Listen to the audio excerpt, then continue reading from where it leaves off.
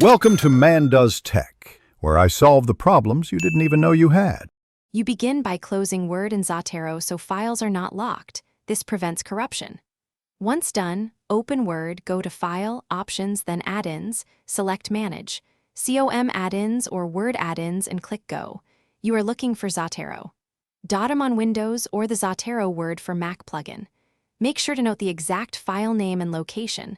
This will guide removal. Act now so you can remove the live plugin safely and avoid reloading issues when Word restarts. With the add-in list open, uncheck the Zotero entry or select it and choose Remove, confirm any prompts. On Windows, close Word, then navigate to %appdata %Microsoft \Word \startup or templates and delete Zotero. Datum, empty your recycle bin.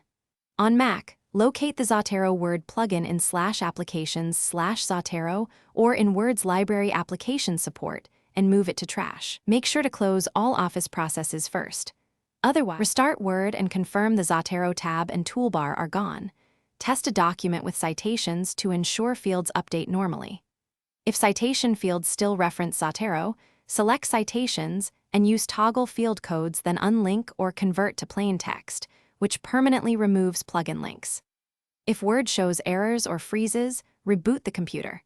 If needed, reinstall then repeat the uninstall correctly. One key troubleshooting tip: check for duplicate Zotero. Datum files in templates and startup folders. Delete extras before retrying.